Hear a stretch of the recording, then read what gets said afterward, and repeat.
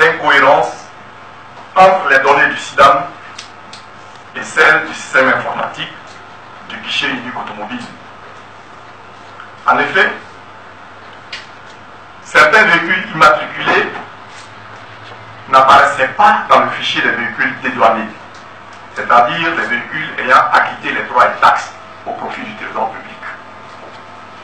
Saisi du dossier, j'ai immédiatement instruit la direction des enquêtes douanières à l'effet de mener des investigations sur l'ampleur de ce courant de fraude, identifier le mode opératoire, découvrir et réprimer les auteurs et co-auteurs de cette fraude.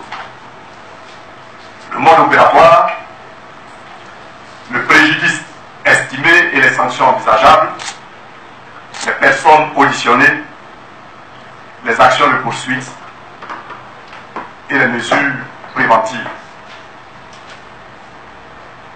Quel a été le mode opératoire des fraudeurs? Les présumés fraudeurs ont opéré d'une façon parallèle.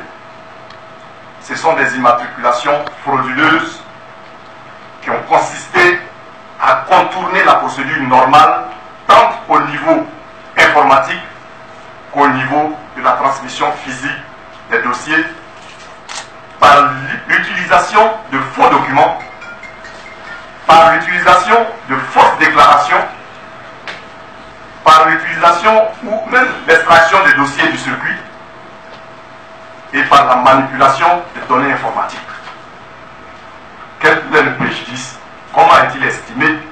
Et quelles sont les sanctions envisageables?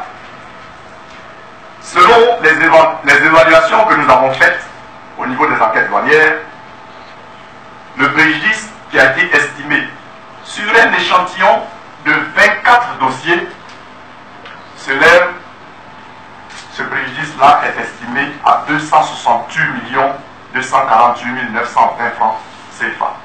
Droits et taxes éludés au détriment de l'État.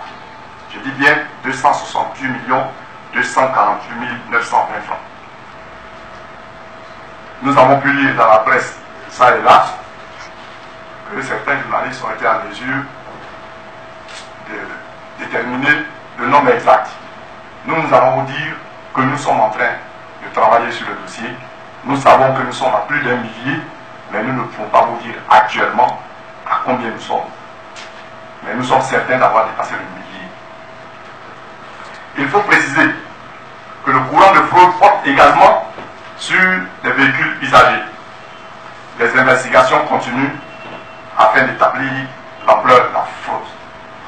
Quiconque se permet des libertés avec le code des douanes doit s'attendre à des sanctions.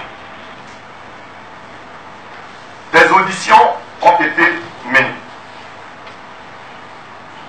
Commencé le 18 avril 2018, les auditions se sont achevées le vendredi 27 avril 2018 et les procès-verbaux de constat et d'audition ont été rédigés à l'encontre de personnes bien identifiées et de structures bien identifiées. 6 procès-verbaux ont été rédigés concernant des personnes relevant de Côte d'Ivoire Logistique. 4 procès-verbaux d'audition concernent des personnes de la direction du guichet unique automobile. 2 procès-verbaux ont été rédigés et concernent des agents de douane. Un procès-verbal d'audition a été rédigé et concerne un agent de la société Kipus. Au cours de ces auditions et pour nécessité d'enquête, les personnes suivantes ont été mises en garde à vue. Mise en garde à vue. M. Fofana Mamadou, directeur du guichet unique automobile. Mise en garde à vue. M. Taki, agent de service Viva de la direction du guichet unique automobile. Mise en garde à vue. M. Boka, directeur de l'informatique de Côte d'Ivoire Logistique. Mise en garde à vue. M. Diabaraté, directeur informatique adjoint de Côte d'Ivoire Logistique. Conformément aux dispositions pertinentes du Code des douanes, j'ai donc décidé de porter plainte contre les personnes impliquées. La plainte a été déposée auprès du procureur de la République depuis le vendredi 27 avril 2018. Les procès-verbaux ont été mis à disposition du procureur de la République à l'appui de la plainte. Faisant suite à la plainte, Monsieur le procureur de la République a placé sous mandat de dépôt M. Boka, le directeur informatique de Côte d'Ivoire Logistique, M. Taki, agent du service BIVA de la direction du guichet unique automobile, M. Fofana Mamadou, directeur du guichet unique automobile. Afin de mettre le service en capacité de réaliser la réparation du préjudice financier causé au trésor public, les services des enquêtes douanières ont rédigé le procès verbal de saisie conformément aux dispositions du Code des douanes. Les actions de recouvrement des droits et taxes éludés devraient être mises en œuvre dans les meilleurs délais. Ceci dit, nous mettrons tout en œuvre pour que l'État récupère ce qui a été trahi, ce qui a été compromis, ce qui a été éludé. Au terme des investigations, le service est parvenu à la conclusion que les procédures régissant les formalités de dédouanement au guichet unique automobile comportent des faiblesses qui ont été exploitées par les fraudeurs. C'est pourquoi des travaux sont actuellement en cours au niveau de la douane afin de réussir dans un bref délai la dématérialisation de la procédure.